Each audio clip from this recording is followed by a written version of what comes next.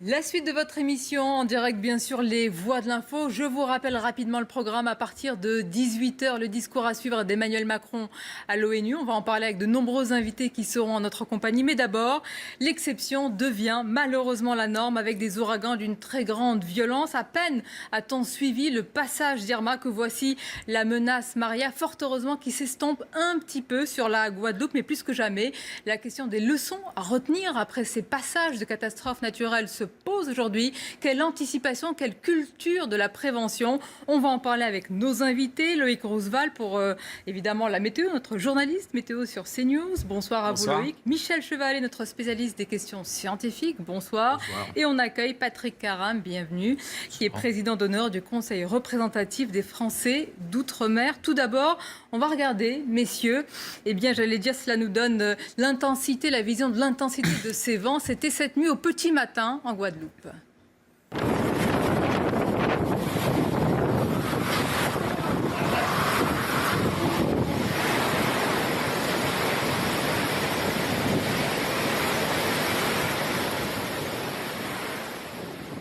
Voilà, à la fin de la nuit, très tôt le matin, Loïc Roosevelt, déjà, est-ce que vous pouvez nous indiquer quelle est l'évolution actuelle de cet ouragan?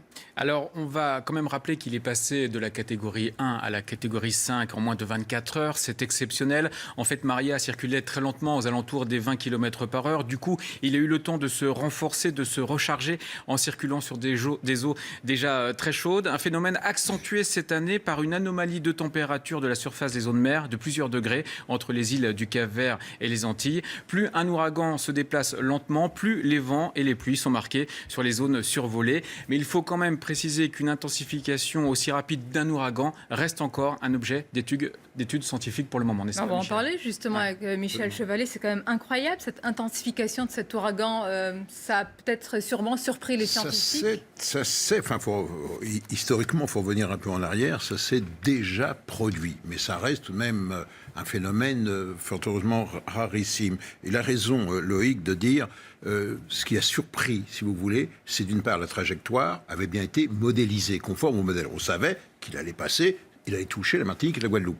Simplement, on est surpris, les scientifiques, par les oscillations de cette trajectoire, c'est-à-dire plus ou moins 50 km à l'échelle du cyclone. Ce n'est rien, puisqu'il fait 300, 400, 500 km de diamètre. Mais pour les populations, évidemment, qui sont dessous, ça change tout. Ça, c'est le premier point. Le deuxième, ça a été, malgré les prévisions, qu'il est passé, et Loïc le dit bien, il est passé quasiment en 12 heures, c'est-à-dire une demi-journée, il est passé de 1 à 5, c'est-à-dire au maximum. Et donc, ce qui change, mais faisons très attention, quand on passe de 4 à 5, la marge, c'est, si vous voulez, c'est 250 km par heure.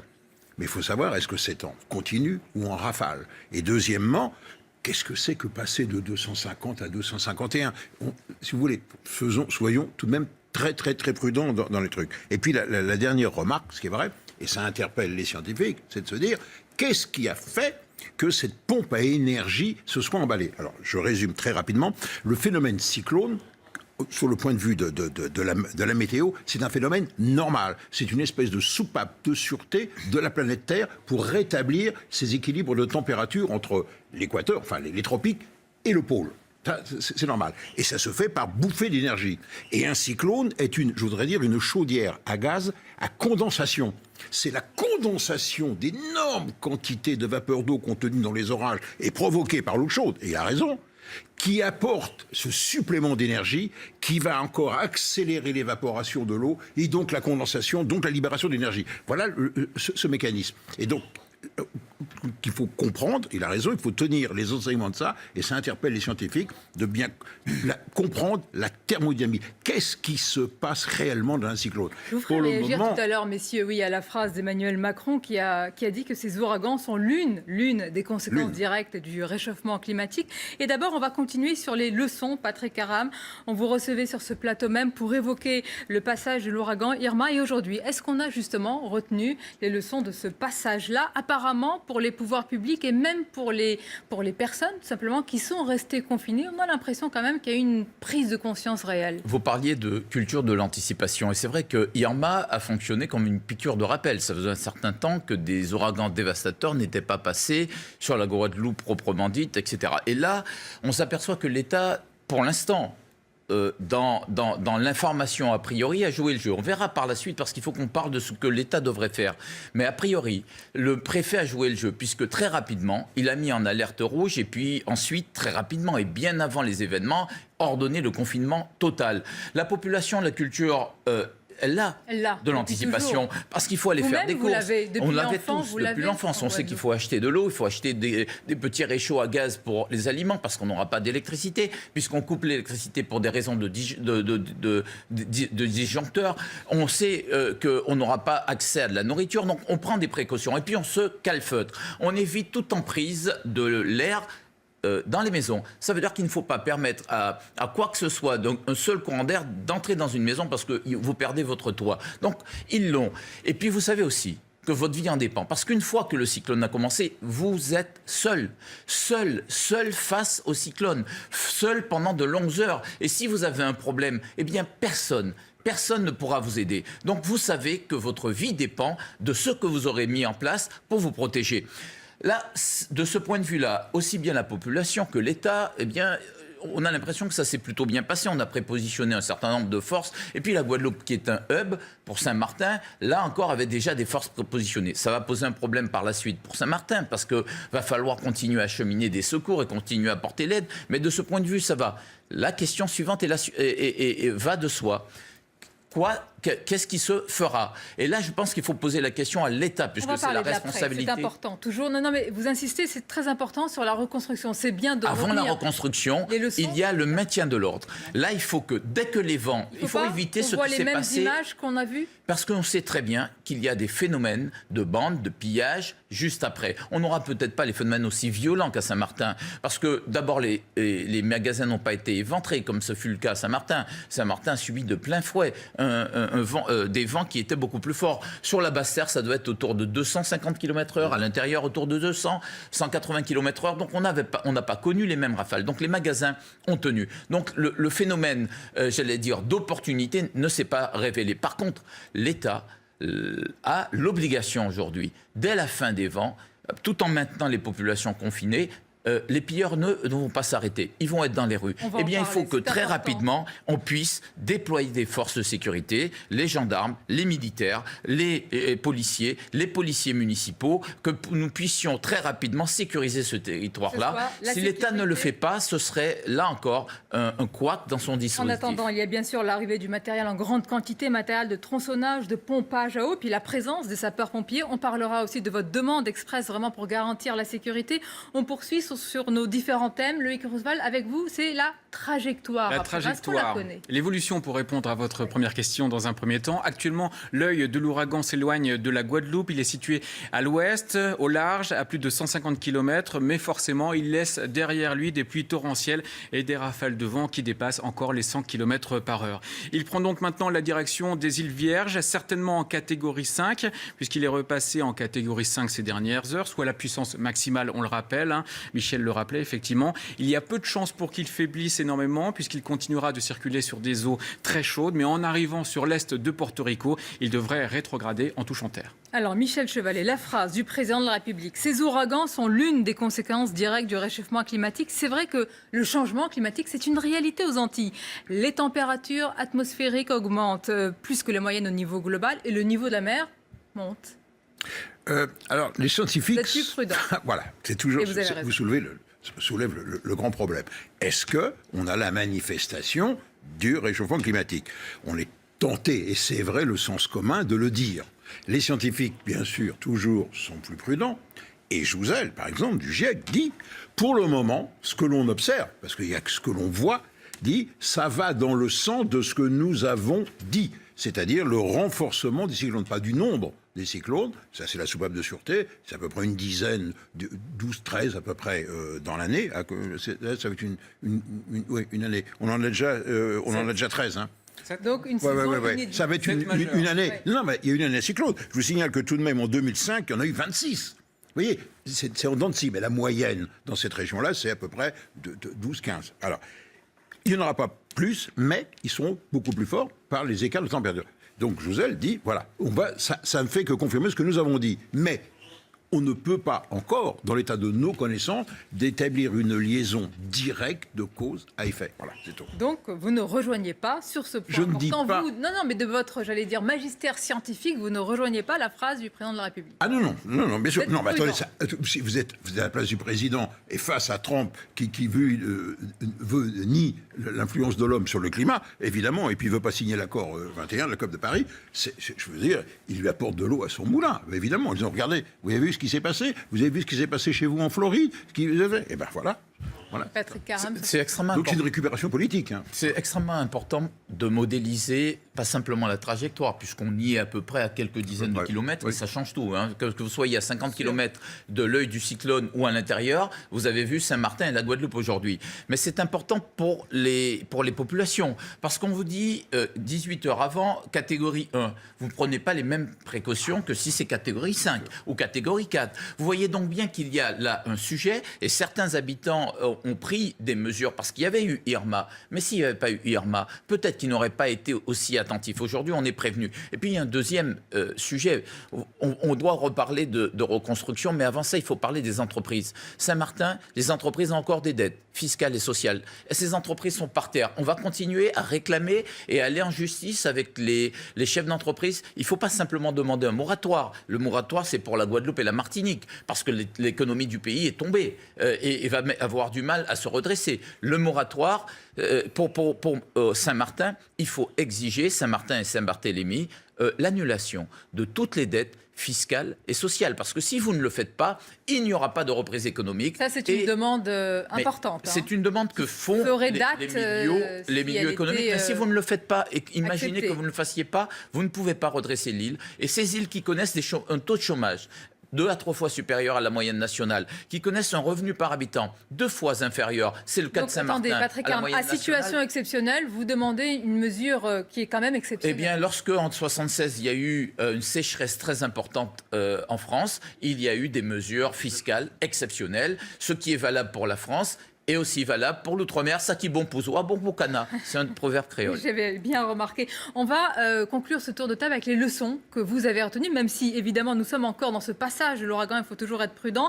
Loïc Roosevelt, vous qui regardez toujours l'évolution météorologique avec vos connaissances, votre expérience, qu'est-ce que vous avez retenu de tout ce dont nous avons parlé depuis ces derniers jours et ces dernières semaines? C'est l'intensification en très peu de temps, marquée certainement par les eaux très chaudes de l'océan et certainement une anomalie par endroit, comme le dit Météo France, entre les îles du Cap-Vert et les Antilles françaises, ce qui fait qu'effectivement Maria s'est intensifiée de catégorie 1 à 5 en quelques heures seulement. Pour l'instant, on ne voit que ça. Même question, Michel Chevalet. Développer les recherches scientifiques, intensifier. Les seuls outils, vous ne pouvez pas rentrer dans un cyclone et faire des mesures, parce que vous allez détruire en même temps l'appareil qui va mesurer. C'est pas possible. Donc le seul moyen, c'est d'être en dehors, non pas dessous, comme les météos, non, mais dessus. Donc c'est par les satellites. Avec des Doppler, on sait mesurer les vitesses, on commence à savoir mesurer la teneur en vapeur d'eau pour les échanges, les températures. Donc c'est de développer l'espace qui va nous permettre d'améliorer la connaissance. Je vous dis, la machine cyclonique, on n'en connaît que les grandes lignes. On n'en connaît pas. Et c'est une machine qui évolue en permanence. Donc c'est très, très difficile à un instant donné de prévoir la suite. La conclusion, et pour l'État, il faut absolument que l'on pérennise les... comment dirais-je, on a des cellules d'urgence. Ces cellules d'urgence s'arrêtent de fonctionner le jour où il n'y a plus d'urgence. Ça veut dire qu'on ne tire jamais vraiment les leçons de ce qu'on a vécu, de ce qui s'est passé. Il faut un peu quand même cette fois-ci. Il faut les pérenniser. Dans les faits, mais on n'a pas pérennisé ces cellules. Aux États-Unis, ces cellules d'urgence continuent à fonctionner. On tire les bilans et ensuite, ça se traduit sur le terrain. Ce qui se passe sur les systèmes de prévention, d'armées déployées avant les cyclones, tout ça, ça vient de travaux de ces cellules. En France, aujourd'hui, on s'arrête avec la fin des cellules d'urgence, ça n'est pas possible. Donc pérenniser ces cellules d'urgence, regarder ces situations de fragilité sociale et économique, vous tirez toujours la sonnette d'alarme sur ces territoires, évidemment. Merci messieurs pour vos analyses respectives. Restez avec nous en direct pour les Voix de l'Info. Dans quelques instants, toujours l'analyse et le débat autour de l'actualité. Elle est très riche aujourd'hui avec tout ce qui se passe dans l'enceinte de l'ONU. À venir, c'est le discours d'Emmanuel Macron. Nous poursuivons notre analyse du discours de Donald Trump. Quelles conséquences et plus largement, quelle voix, quel poids de la France sur la scène mondiale? Nos invités vont nous rejoindre. À tout de suite. Les politiques internationales, elles se déroulent en ce moment même à New York, dans l'enceinte de l'Assemblée générale. Vous pourrez suivre en direct tout à l'heure le discours du président français Emmanuel Macron. Vous avez déjà pu suivre celui du président américain Donald Trump. On va parler de ces deux discours, l'un à venir, l'autre déjà passé. Également avec cette question, quelle voix, quel poids de la France sur la scène mondiale aujourd'hui? L'actualité internationale est liée à l'actualité politique nationale. Pour en parler, nos invités, Frédéric Pons, bonsoir et bienvenue. Vous êtes grand reporter, spécialiste notamment du Moyen-Orient. À vos côtés, on retrouve Gérald Olivier, rebonsoir, expert des États-Unis. Anne-Claire Ruel nous accompagne, bonsoir à vous, spécialiste en communication. À vos côtés, Alexandre Malafaye, bonsoir, président du think tank Sinopia. Et Frédéric Dabi nous accompagne, bonsoir à vous, directeur général adjoint de l'IFOP. Alors, madame, messieurs, on va d'abord écouter un extrait du discours tout à l'heure du président américain. Il est revenu en dénonçant sur les États voyous et parmi ces États, selon lui, la Corée du Nord. Il est vraiment scandaleux de voir que certaines nations font commerce avec ce régime, mais l'aident également à acquérir des armes qui mettent en péril le monde. Aucune nation sur Terre n'a intérêt à ce que cette bande de criminels acquiert des missiles et l'arme nucléaire. Les États-Unis sont très forts et très patients, mais si nous sommes obligés de nous défendre, de défendre nos alliés, nous n'aurons pas d'autre solution que de détruire complètement la Corée du Nord. Frédéric Pons, tout à l'heure avec Gérald Olivier qui a analysé ici même à chose ce discours, on a évoqué, ça nous a rappelé cet extrait, et puis un autre sur l'axe du mal du précédent président américain, George W. Bush. Est-ce que ça vous rappelle exactement cette rhétorique également à vous ? Oui, parce qu'on retrouve les mêmes mots, et la Corée du Nord était déjà dans l'axe du mal du temps des Bush, donc ce n'est pas une histoire récente. Mais Donald Trump dit les choses avec quand même une certaine modération. Alors ça paraît surprenant, mais on pouvait s'attendre sur ce sujet. Oui, mais j'explique. Oui. C'est que sur ce sujet-là, depuis le début de sa campagne électorale, ça remonte déjà à l'an dernier, il est très punchy, comme on dit en mauvais français, c'est-à-dire qu'il est très agressif. Or là, dans ce discours, il ne va pas au-delà de ses discours électoraux, et sa menace de détruire totalement la Corée du Nord, il l'avait déjà dite, mais elle est assortie de précautions. Il dit si la Corée du Nord s'en prenait à nos alliés, à menacer la paix du monde, etc. Et du coup, cette menace de destruction, il faut la lire dans la totalité de sa phrase. Et en lisant la totalité, on se rend compte qu'il est dans la logique des mois passés et qu'il n'y a rien de bien nouveau. Mais cette rhétorique de l'axe du mal, elle figure en filigrane dans toutes les administrations américaines depuis maintenant plus de 15 ans, 20 ans. Donc là encore, c'est un retour, ou plutôt un maintien de la diplomatie américaine, même hyper conservatrice comme aujourd'hui, sur des constantes de la politique américaine depuis 20 ans. Gérald Olivier, peut-être que dès demain, il y aura de nombreux papiers dans les journaux pour souligner la virulence des propos de Donald Trump, mais Frédéric Pons a raison quand il dit, par exemple, sur la Corée du Nord, c'est vrai, il fixe des limites Donald Trump, il n'a pas fait, comme il l'avait dit lors de sa campagne, la guerre commerciale à la Chine, il n'a pas transféré non plus, comme il l'avait dit, l'ambassade américaine à Jérusalem. Il y a eu beaucoup de paroles, finalement, les actes sont beaucoup plus modérés. Oui, non, c'est tout à fait vrai. Et je suis tout à fait d'accord avec ce que vient de dire Frédéric d'ailleurs. Moi, dans le discours que l'on a suivi, on a eu une sorte d'explication de texte. Si vous aviez manqué la campagne électorale, ce qui était peut-être difficile, mais vous aviez une session de rattrapage avec, en 1 heure, un condensé toutes les positions de Donald Trump avec ses explications.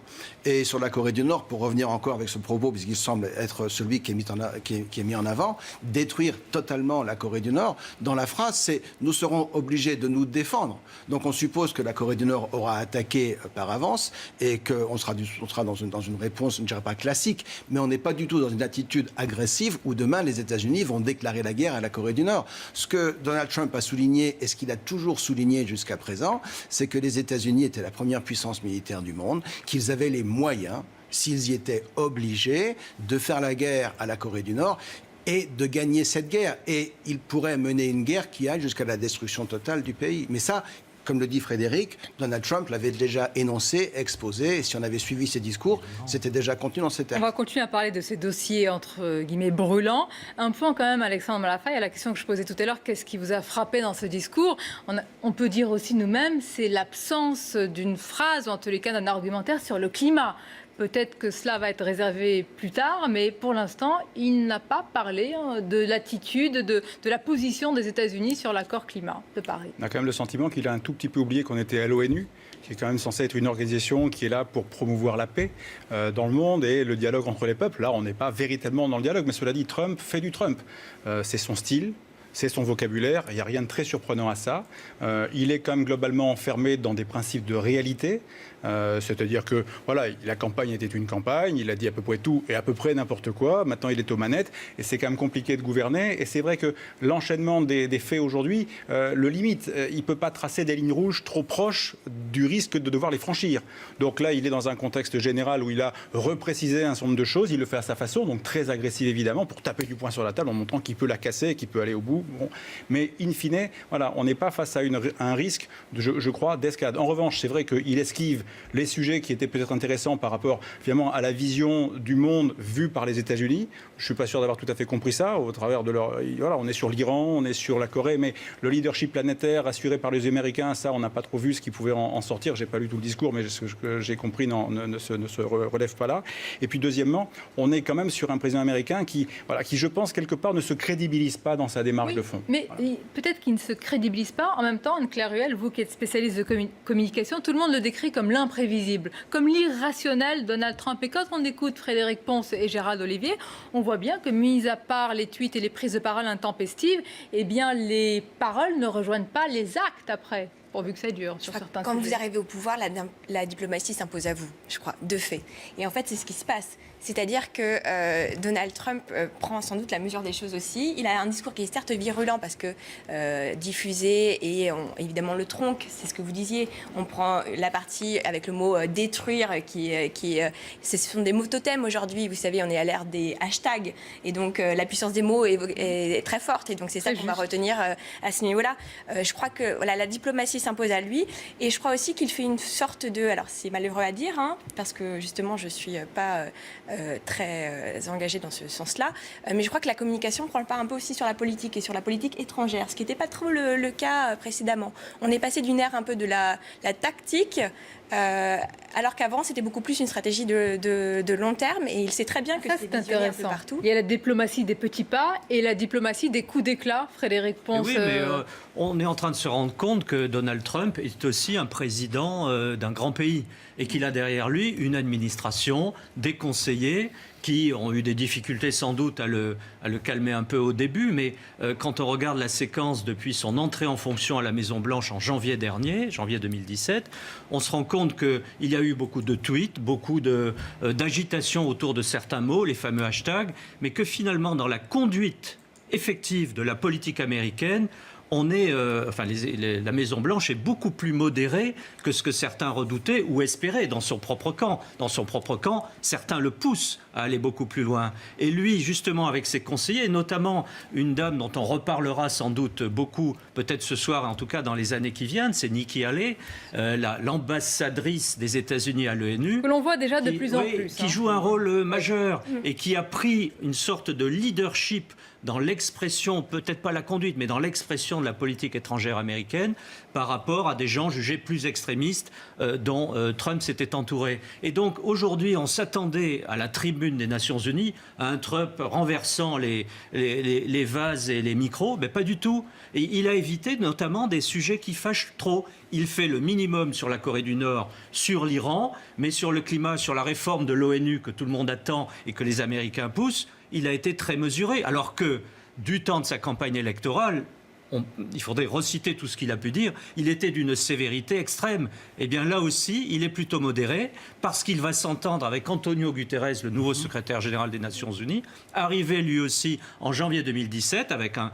agenda de réforme, et Trump et Guterres, pourtant socialistes, catholiques et européens, eh ben les deux vont arriver à s'entendre. Deux pragmatismes qui vont se rejoindre. On va parler quand même du dossier brûlant de l'Iran, mais d'abord, donc Frédéric Dabi, quand on écoute tout ce qui est dit autour de cette table, ce n'est pas si simple. Ce n'est pas Trump la foudre et Macron le paratonnerre. Ce n'est pas Trump l'irrationnel et Macron la voix de la raison. C'est pas blanc et noir. Non, c'est pas tout à fait la même chose, même si on a vu un des actes lourds de la présidence d'Emmanuel Macron à l'international. C'est ce contre-discours du mois de juillet dernier, suite à l'annonce du retrait des États-Unis de l'accord de Paris, avec cette fameuse phrase de fin de discours, Make the planet great again. On voit très bien qu'il y a il y a des oppositions de style. Il y a aussi deux présidents, rappelons-nous, qui sont très bien entendus. Emmanuel Macron a solennellement invité Donald Trump pour le 14 juillet. Ce n'est pas du tout anodin. Il l'a légèrement payé dans l'opinion publique, puisque d'un côté, les Français considèrent très positivement la manière dont Emmanuel Macron conduit la politique extérieure. Dans notre baromètre IFOP fiducial pour Match, chaque mois, il y a un item qui est « Défend bien les intérêts du pays à l'étranger ». Il est à 72%. Ni Nicolas Sarkozy, ni François Hollande, en dépit de l'inexpérience perçue d'Emmanuel Macron, est arrivé à un niveau si élevé. Pour autant, l'accueil assez chaleureux vis-à-vis du président Trump a été jugé plutôt sévèrement par les Français. Même si on sait très bien que ces sujets-là impactent peu sur la construction du jugement vis-à-vis du président de la République, mais clairement, dans l'opinion publique française, Donald Trump est un véritable repoussoir. Alors l'opinion, la communication, le fond, on continue d'en parler. On va écouter un autre extrait où le président américain dénonce les États voyous. Alors quels sont ces États? On l'écoute justement. Les terroristes, les extrémistes ont propagé la peur dans toutes les régions de la planète. Des régimes voyous appuient la terreur et menacent également d'autres nations et leur propre population avec les armes les plus destructrices que connaisse l'humanité. Alors justement, ces régimes qui appuient la terreur, on va en parler, Gérald Olivier. Apparemment, le président américain y met l'Iran. C'est quand même un problème avec cet accord. Et on pense immédiatement à l'Arabie saoudite, parce que pour certains, l'Arabie saoudite, c'est un vecteur du salafisme, et pour certains, ce pays appuie le terrorisme. Alors évidemment, c'est un ami des États-Unis et puis d'autres pays. Donc c'est un peu particulier de viser l'Iran quand on sait que l'Arabie saoudite joue un rôle mineur ou majeur. Ce n'est pas à nous de trancher dans ce dossier. Tout à fait, mais si justement on voulait rechercher un revirement dans les positions de Donald Trump du temps de la campagne et du temps où il est devenu président, on pourrait pointer du doigt l'Arabie saoudite. Parce qu'il a changé de position vis-à-vis de ce pays. Il le dénonçait exactement, pas tout à fait comme il dénonce l'Iran, mais tout le monde sait très bien aux États-Unis, les services de renseignement savent très bien que pendant très longtemps, l'Arabie saoudite a financé des gens qui eux-mêmes étaient sponsors du terrorisme. Donc ce lien-là, il a été déjà établi. Donald Trump aurait pu se distancer de ce pays. Il se trouve que c'est un allié américain de très longue date. Il se trouve qu'il s'est rendu à Riyad au mois de mai.